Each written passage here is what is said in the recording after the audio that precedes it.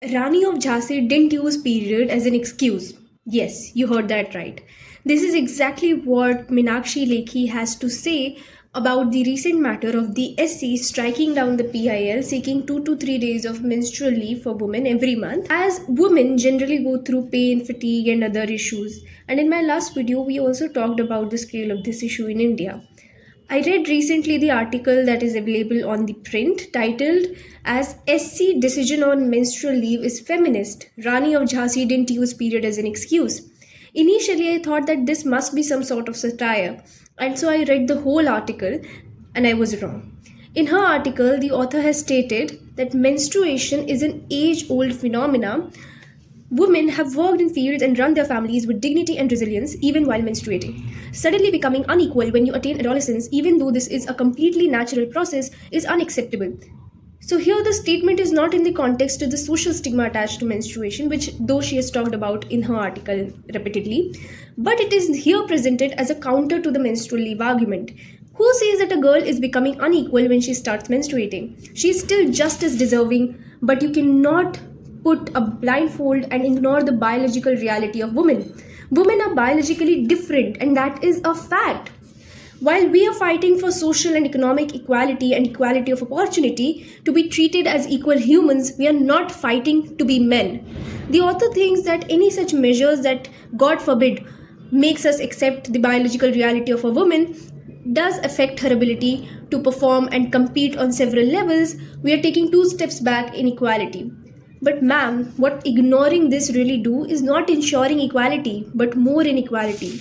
Because this is plain difference blindness. It is treating everyone exactly in the same way, ignoring their specific biological or situational needs. So you end up being unfair to those who have unique requirements. If I pretend that there are no differences, I am being equal. No.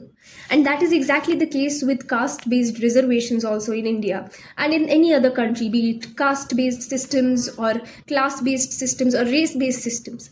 The reality is that if a group has biological disadvantages, be it in physical strength or variations that occur in the natural physiology, ignoring those will make equality purely superficial and not real. As a teenager, and more so now, when one has lived a full and unfiltered life, most of us have largely left our gender behind and forgotten about it. Period or no period, we would have marched for justice and worked as hard as our male colleagues and not say we are menstruating in the face of our duties. Seriously? So, is menstruation viewed as an excuse? Feminists are against the society using biological differences as excuses for inequality, but they do not deny the existence and the need to aid these differences. And first of all, when we're talking about menstruation, which is a biological process, we aren't talking about gender at all, which is not equivalent to sex. Gender is a social construct. So one feminist can leave her gender behind, but you cannot leave your sex and your biological reality behind in the real sense ever, because it becomes and it is an intrinsic part of your daily life and it does affect your daily life, and we cannot be ignorant to that. Further says that similarly, women in the armed forces who have fought for the legal right to stand shoulder to shoulder with their male counterparts routinely handle their menstruation even while functioning under rigorously demanding operational conditions. When you're out in the combat, there is no time to do hodgy or be shameful or be coy under limited toilet and water facilities. Each generation inherits a different India. Can you imagine Rani of Jhansi saying that she can't go into battle today as she is on her period? Or Ahilyabai Holkar, who conducted daily public outreach courts, oversaw military matters, and personally supervised the construction of temples and public works in the sweltering heat of medieval India? Or Savitribai Phule, who worked daily to her school to manage the education of hundreds of girls? The lives of these exemplary women show that the biological inconveniences of womanhood never held them back from exercising intellect, courage, and authority in public life. Yes, it never held them back because they suffered. And women suffer today too. And how can we idealize the sufferings of millions of women?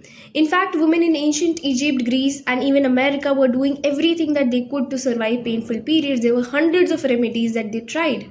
So it's like how patriarchy idealizes the struggles that their mothers did when they were physically or emotionally abused and neglected, and when they were given no or minimal place in the household. While difficulties faced by any woman have to be resolved, we cannot make it look like entitlement in our struggle for equality. But seriously, who are these people who think that a woman taking rest while she is bleeding and suffering from chronic pain is entitlement? And how exactly are we planning to resolve the difficulties faced by women with this bio blindness from a critical or skeptical perspective? This is sometimes called biological denialism. This occurs when a group is so focused on ensuring everyone ends up in the same place that they ignore all the biological inputs like the physicality, the hormones, the physiology of the body that might naturally lead to different results. The debate has been directed and redirected towards research in the biology of women and sustainable periods. But, ma'am, I believe that we would only be in a position to discuss sustainable period solutions when we first accept periods. Because this just sounds like a cover up, and it's missing the whole point of the menstrual leave debate. If no one is able to respect and understand the biology of women, what good will the research do? If it's making no real difference in the life of a real woman, the whole thing is futile.